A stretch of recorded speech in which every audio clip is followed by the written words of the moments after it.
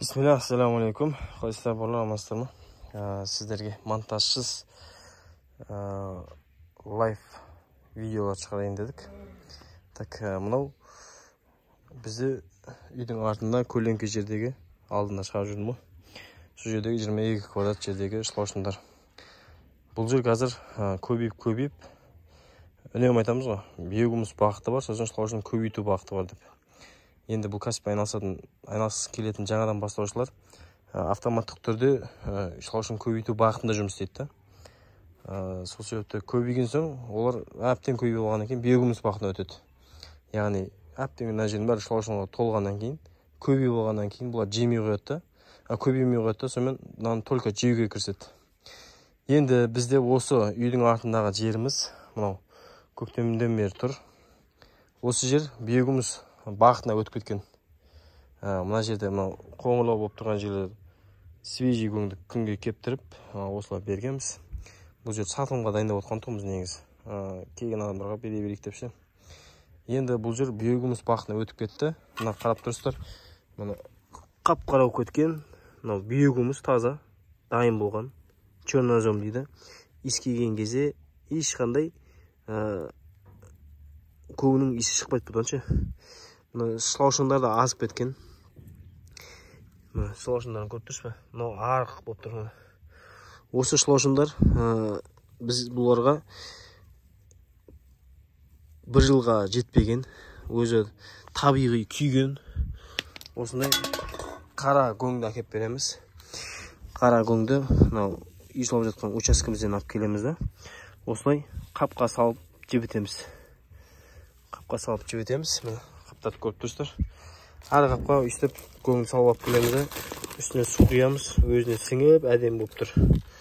Бұл не үшін түсіріп жатыр бұл видеоны? Бұл видеоны сатпаймын, мен тек өзіме огородыма биогумус өндіргім келеді деген бауырларға осы кәсіппен кәсіп қылып айналыспаймын. Только өзімнің огородыма биогумус өндіргім келеді деген бауырларға арнайы түсіріп жатырмын.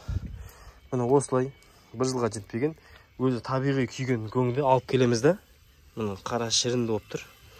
Осы көңді бұлар аланың қалауымен 2 аптада, 3 аптада дымын қалдырмай жеп қояды.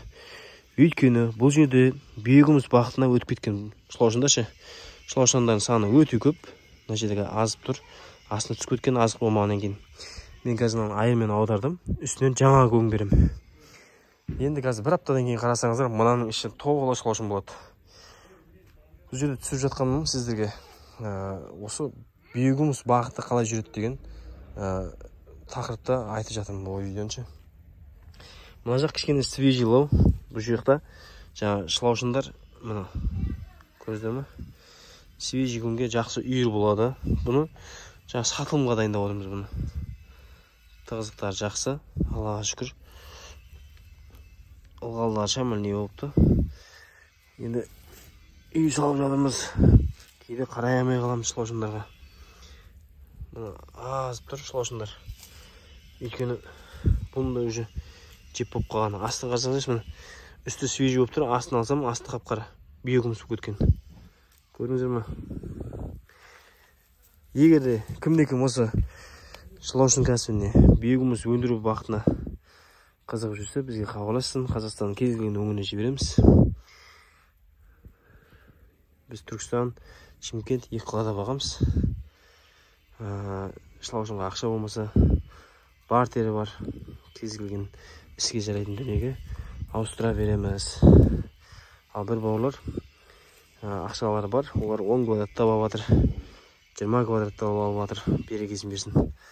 Осы қарапайым үйдің есік алдында мусор болып жатқан көңді осылай құнарлы қара топыраққа айналдыру мақсатында бізден шлошынды алып осы кәсіппен айналысып жатыр.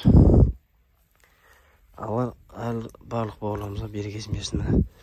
Бауырлар осылай қарапайым мусор болып ауылда ағайын жағып жатқан көңді қара топыраққа айналдырудамыз.